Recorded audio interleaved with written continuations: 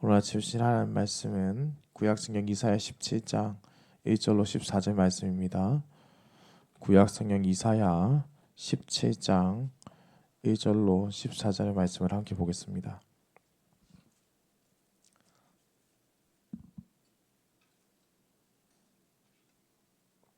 한 목소리로 합독해서 읽겠습니다. 다메섹에 관한 경고라. 보라, 다메섹이 장차 성읍을 이루지 못하고 무너진 무더기가 될 것이라. 아로엘의 성읍들이 버림을 당하리니 양 무리를 치는 곳이 되어 양이 눕되 놀라게 할 자가 없을 것이며, 에브라임의 요새와 다메섹 나라와 아람의 남은 자가 멸절하여 이스라엘 자손의 영광같이 되리라. 만군의 여호와의 말씀이니라. 그날에 야곱의 영광이 쇠하고 그의 살찐 몸이 파리하리니 마치 주수하는 자가 곡식을 거두어 가지고 그의 손으로 이삭을 벤 것 같고 르바인 골짜기에서 이삭을 주운 것 같으리라. 그러나 그 안에 주울 것이 나무리니 감람나무를 흔들 때에 가장 높은 가지 꼭대기에 과일 두세 개가 남음 같겠고 무성한 나무의 가장 먼 가지에 네다섯 개가 남음 같으리라. 이스라엘의 하나님 여호와의 말씀이니라. 그날에 사람이 자기를 지으신 이를 바라보겠으며 그의 눈이 이스라엘의 거룩하신 이를 뵙겠고 자기 손으로 만든 제단을 바라보지 아니하며 자기 손가락으로 지은 아세라나 태양상을 보지 아니할 것이며, 그날에 그 견고한 성읍들이 옛적에 이스라엘 자손 앞에서 버림바 된 숲을 속의 처소와 작은 산 꼭대기의 처소 같아서 황폐하리니 이는 내가 내 구원의 하나님을 잊어버리며 내 능력의 반석을 마음에 두지 아니한 까닭이라. 그러므로 내가 기뻐하는 나무를 심으며 이방의 나무가지도 이종하는도다. 내가 심는 날에 울타리를 두르고 아침에 내 씨가 잘 발육하도록 하였으나 근심과 심한 슬픔의 날에 농작물이 없어지리라. 슬프다. 많은 민족이 소동하였으되 바다 파도가 치는 소리 같이 그들이 소동하였고 열방이 충돌하였으되 큰 물이 몰려온 같이 그들도 충돌하였도다. 열방이 충돌하기를 많은 물이 몰려온과 같이 하나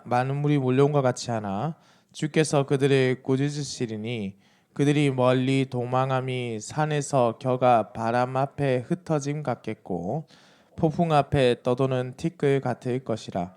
보라, 저녁에 두려움을 당하고 아침이 오기 전에 그들이 없어졌나니 우리는 우리를 노력한 자들의 몫이요 우리를 강탈한 자들의 보응이니라. 아멘. 오늘 말씀에 등장하는 이 다메섹은 아람이라는 나라의 수도입니다. 따라서 오늘 본문에 기록된 이 다메섹에 대한 예언은 아람이라는 나라에 대한 예언으로 볼 수 있습니다.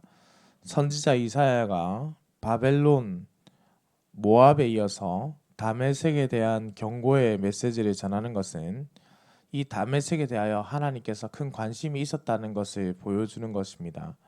다메섹은 이사야 예언에 있어서 중요한 역할을 하고 중요한 부분을 차지하고 있습니다.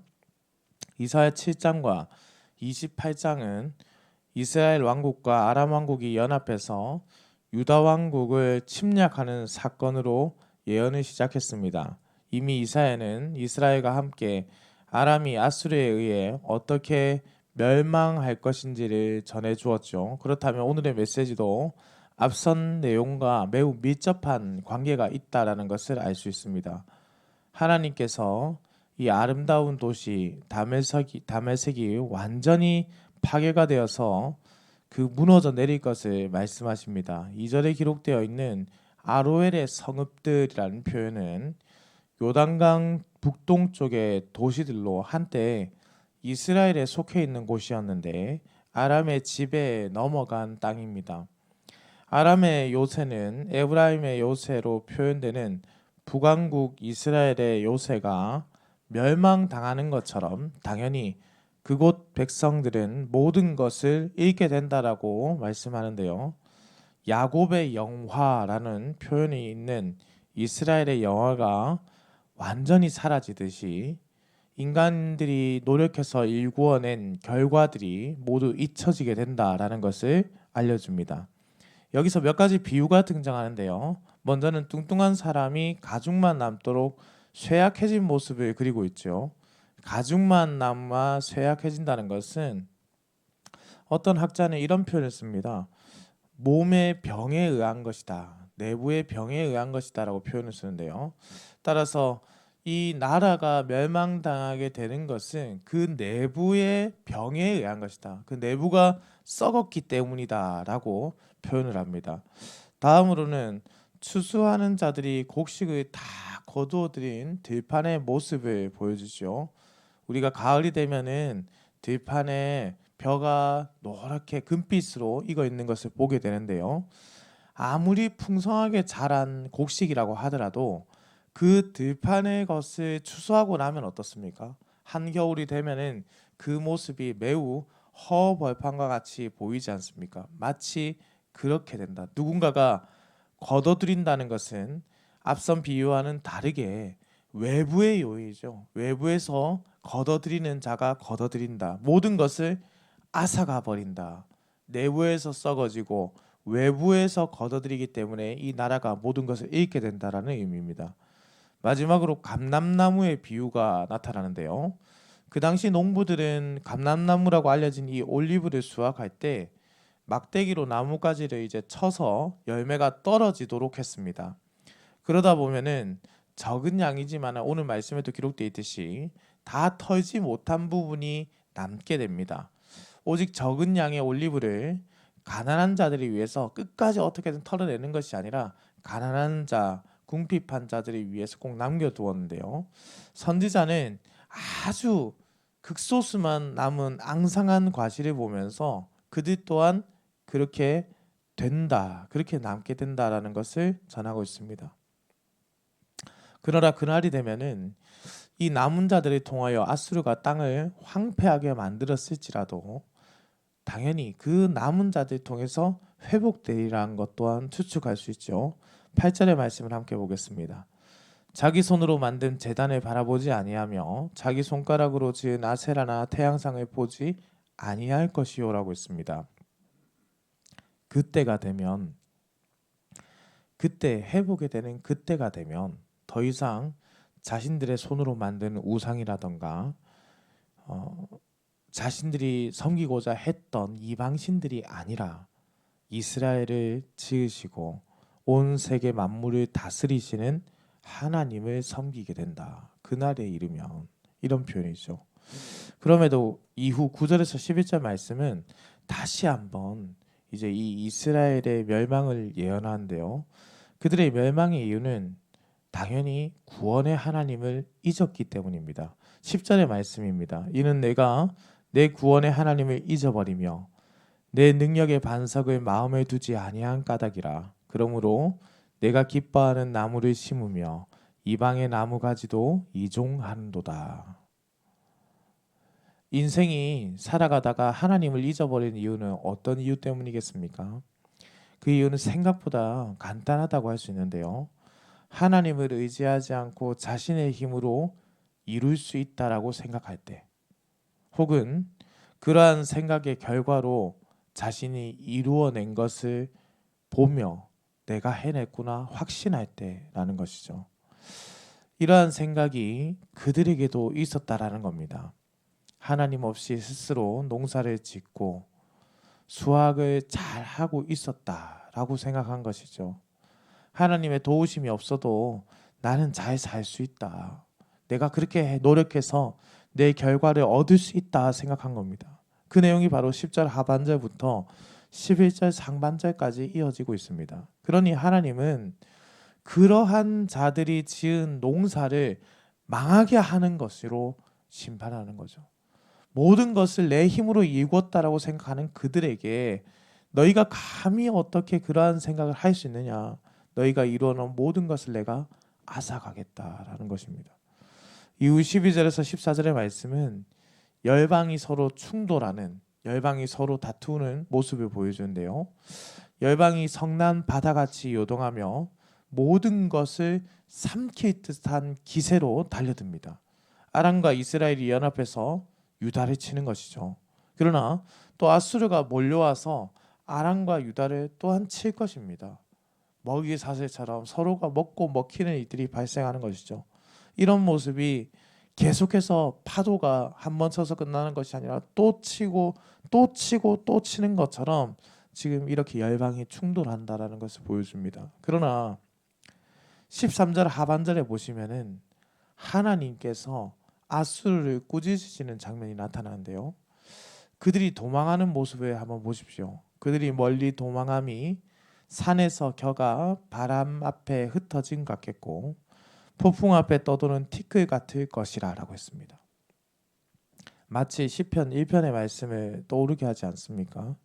악인들은 그렇지 아니하며 오직 바람에 나는 겨와 같도다. 그러므로 악인들은 심판을 견디지 못하며 죄인들이 의인들의 모임에 들지 못하리로다. 다메섹에 관한 이 다메섹에 대한 이 경고의 메시지는 오히려 아람과 이스라엘에 대한 경고의 메시지라고 볼 수 있습니다. 북쪽 두 나라가 연합해서 남유다를 침입하는 것에 대해서 하나님께서 그것을 그저 용서치 않고 바라보면서 어떻게 그들의 악한 행위에 대해서 징계를 할지 그 내용을 담고 있기 때문입니다. 하나님의 이 말씀은 결국에는 남은 자들의 구원과 관련이 있습니다. 그래서 14절에 보시면은 사네립의 군대의 멸망의 장면을 그래서 보여주는 것이죠. 악이 최종적으로 승리하는 것이 아니라 남은 자들을 통해서 하나님의 구원을 어떻게 이룰 것인가에 대한 기대함으로 마무리를 짓는 겁니다. 따라서 하나님의 메시지를 전할 때 심판이라는 것, 징계라는 것, 그래서 우리가 함께 고민해 봐야 될 것은 심판이라는 단어를 쉽게 너무 사용하는 것도 무리가 있는 것이고 심판이라는 것은 최종적인 하나님의 메시지라고 볼 수 있거든요. 그래서 때로는 이제 우리가 이스라엘과 유다를 향해서 말할 때 하나님의 징계라는 표현을 사용하는 것이죠. 하나님의 메시지는 이런 징계나 심판이라는 것은 단순히 거기서 그치는 것이 아니라는 겁니다. 구원으로 가는 심판이다. 구원으로 가는 징계다라는 것이죠. 그러니 심판과 징계의 동전의 양면 같은 것이 반드시 따라오는 것이 구원입니다.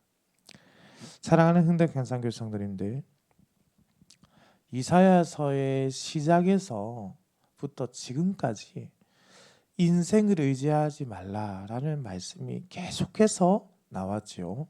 그리고 그 인생을 의지하는 자들의 결말이 어떠한지 우리는 계속해서 보고 있고 앞으로 이어지는 모든 말씀에서도 계속해서 그 말씀이 나옵니다. 눈에 보이는 그렇게 강해 보이는 권력과 강대한 나라를 의지하지 말고 하나님을 찾고 하나님을 의지하라는 것입니다. 눈에 보이는 강한 것을 의지하다 보니까 실제로는 그 강한 것에 자신이 지키고자 했던 모든 것이 오히려 빼앗기게 된다라는 것이죠.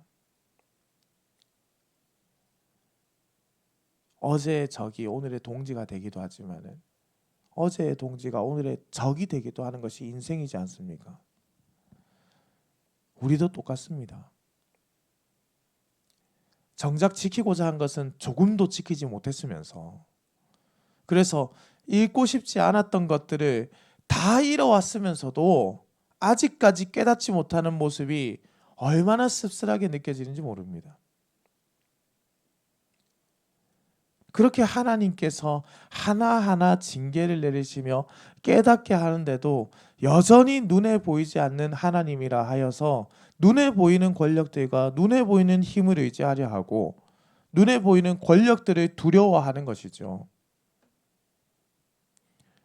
그럼에도 우리 하나님은 이 남은 자들을 통해서 회복의 메시지를 전하고 있습니다. 무엇을 의지하여야 하나? 무엇을 붙잡아야 하나? 그날에 자신들의 손으로 만든 우상을 스스로 무너뜨리고 온전히 꽉 붙잡아야 하는 하나님의 구원의 은총을 우리에게 지금 알려주고 계신 것이죠. 일을 잘 풀리게 하고 싶거나 농사를 잘 짓고 경영을 잘 이루고 싶어서 그렇게 하나님께 붙어 있다면 그 또한 큰 잘못입니다. 그것은 우리에게 그저 주어진 삶의 그런 이유라는 것이죠. 우리가 하나님께 붙어 있어야 하는 것은 그 뒤에 따라오는 복을 누리기 위해 하는 것이 아니라 우리가 하나님께 붙어야 하는 것은 그것이 우리의 삶의 이유이기 때문입니다. 그것이 우리가 지어진 목적이기 때문입니다. 그 뒤에 따라오는 복은 하나님께서 은혜로 베풀어 주시는 것이죠. 은혜를 위해서 우리가 수단과 목적으로 하나님의 말씀을 이용해서는 안 된다라는 것을 너무나도 잘 알고 있으면서도 우리도 마치 과거 이스라엘과 유다가 저지른 것처럼 그러한 지혜 없는 자의 모습을 행하고 있지는 않는지 돌아보게 됩니다. 사랑하는 성도님들, 하나님께서 이 메시지를 주신 것은 너무나도 명확합니다. 내가 유다를 멸망시키겠다, 이스라엘을 멸망시키겠다, 아람을 멸망시키겠다, 그래서 이 땅의 모든 것을 다 쓸어 없애버리겠다. 아니죠. 하나님께로 돌아오라라는 것입니다. 주께로 돌아오라. 주께서는 여전히 우리를 지키시고 다시 한번 우리에게 기회를 주시고 하나님의 말씀대로 살기를 바라고 계십니다. 전에도 한번 전해드렸지만 종말론에 있어 가장 중요한 은혜의 표현이 뭐냐면 하나님의 오래 참으심입니다. 하나님의 오래 참으심. 지금도 기다리고 계신다. 열방이 주께로 돌아오기를, 열방이 주께로 돌아오기를 기다리신다는 것은 우리를 통하여 하나님의 나라가 확장되기를 소망하며 바라고 계신다는 것이죠. 우리가 열방이 주께 돌아오기 위해서 우리가 먼저 주께로 온전하게 돌이키지 아니한다면 하나님의 오래 참으심에 우리의 반응이 얼마나 헛된 반응으로 나타나고 있었나, 우리가 다시 한번 돌아보아야 되겠습니다. 사랑하는 성도님들, 우리에게 기회가 오늘 하루 더 주어졌습니다. 생명을 받는다는 것은 얼마나 기쁜 일입니까? 오늘 어제보다 오늘 더 나아지기 때문에 칼빈이 그런 말을 했습니다. 어제보다 오늘이 더 낫고 오늘보다 내일이 우리의 신앙생활에 더 낫다면 그렇게 하나님께서 우리에게 이끌어가는 것이 믿기 때문에 우리가 함께 이 길을 걸어가자. 함께 가자. 이러한 마음의 회복이 기원합니다. 진실로 주님의 길로 돌아서기로 합니다. 어제도 이스라엘과 하마스의 전쟁에서 또 전쟁의 위협이 다가오는 것을 봅니다. 인간의 역사가 얼마나 참혹하며 참담한지를 깨닫습니다. 우리 모두가 하나님께로 돌이키고 열방이 주께로 돌이키는 날이 되도록 오늘 우리의 삶이 하나님 나라에 확장하는 걸음이 되도록 그런 모습들이 우리 가운데 가득하기를 우리 주님의 이름으로 축원합니다. 기도드립니다. 사랑과 은혜가 풍성하시며 온 우주 만물을 창조하시고 다스리시는 살아계신 우리 하나님 아버지, 지난 간밤에도 급하고 어려운 소식 없이 우리 흥덕향상교회 성도들을 지켜주셨다가 이렇게 아침에 깨워 주의 전으로 불러주시니 감사와 찬송을 올려드립니다. 반복되고 반복되는 매일의 삶이지만은 이 반복이 결코 당연한 것이 아님을 고백합니다. 눈을 뜨는 것, 하루를 살아가는 것, 모든 것이 하나님의 은혜이신 줄로 믿습니다. 우리에게 하나님의 길을 알려주시고 주님의 길을 벗어나지 않도록 인도하여 주시옵소서. 하나님, 무더운 여름이 지속되고 있습니다. 우리 흥덕향상교회 성도님들 중 연로하신 성도님들 몸 상하지 않도록 주께서 지켜주시고 병상에 누워있는 성도님들을 일으키시는 주의 치유의 광선에 비추어 주옵소서. 오늘부터 3일간 초등부 성녀학교와 청소년부 수련회가 시작됩니다. 부산까지 이동해야 하는 청소년부의 차평과 또 우리 교회에서 이루어지는 초등부 성령학교의 모든 일정, 이 모든 여름 사역 가운데 하나님께서 함께 하시고 예수 그리스도를 인격적으로 만나는 우리 학생들에게 귀한 은혜의 시간을 허락하여 주시옵소서. 감사를 드립니다. 살아계신 우리 주 예수 그리스도의 이름으로 기도드립니다. 아멘.